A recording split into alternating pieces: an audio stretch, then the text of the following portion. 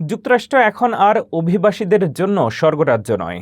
নতুন এপিনর্ক জরিপে এমনটাই মনে করছেন অধিকাংশ মার্কিন নাগরিক। ট্রাম্প প্রশাসনের কঠোর অভিবাসন নীতি ও গণ-ডিপোর্টেশন অভিযানের ফলে বৈধ নাগরিকরাও এখন আতঙ্কের সাথে পাসপোর্ট সাথে রাখছেন। জন্মসূত্রে নাগরিকত্ব বাতিলের আশঙ্কায় দেশ জুড়ে দেখা দিয়েছে চরম অনিশ্চয়তা ও উদ্বেগ। বিস্তারিত আরও জানুন ফারজানা আফরোজের প্রতিবেদনে।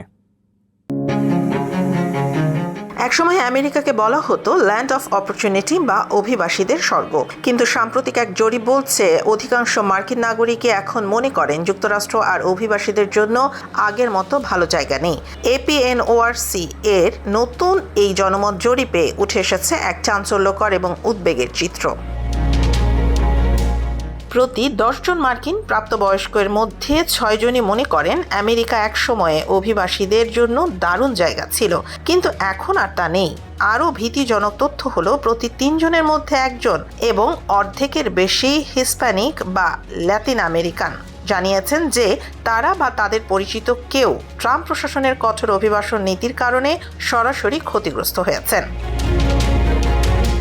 জরিপে অংশ নেয়া ব্যক্তিরা জানিয়েছেন আটক বা বিতাড়িত হওয়ার ভয়ে অনেকে এখন ঘর থেকে বের হওয়া কমিয়ে দিয়েছেন, কাজের জায়গায় যাওয়া বা স্কুলে যাওয়া এড়িয়ে চলছেন। এমনকি যারা বৈধ নাগরিক বা গ্রিন কার্ডধারী তারাও এখন সবসময় সাথে পাসপোর্ট বা নাগরিকত্বের প্রমাণ বহন করছেন। বর্ণবৈষম্য বা চেহারার কারণে টার্গেট হওয়ার ভয় এখন ছোট শহরের সাধারণ মানুষের মনেও ঢুকে গেছে। বর্তমানে সুপ্রিম কোর্টে জন্মগত নাগরিকত্ব বাতিলের একটি মামলা বিবেচনাধীন রয়েছে। জরিপ বলছে 2/3 আমেরিকান স্বয়ংক্রিয়ভাবে নাগরিকত্ব পাওয়ার অধিকার সমর্থন করেন, তবে রিপাবলিকানদের মধ্যে এই সমর্থন অনেক কম, মাত্র 44%।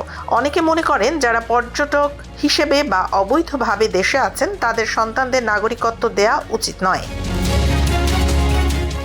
আমেরিকার এই বিভক্তি কেবল রাজনীতি নয়, বরং দেশটির মূল সত্তার ওপর এক বড় প্রশ্নচিহ্ন। অভিবাসীরা কি আর আমেরিকায় স্বপ্ন দেখতে পারবেন, নাকি ড্যামেজড কান্ট্রি বা ক্ষতিগ্রস্ত দেশ হিসেবেই পরিচিতি পাবে যুক্তরাষ্ট্র? সময় এবং সুপ্রিম কোর্টের আসন্ন রায় বলে দেবে আমেরিকার ভবিষ্যৎ গন্তব্য।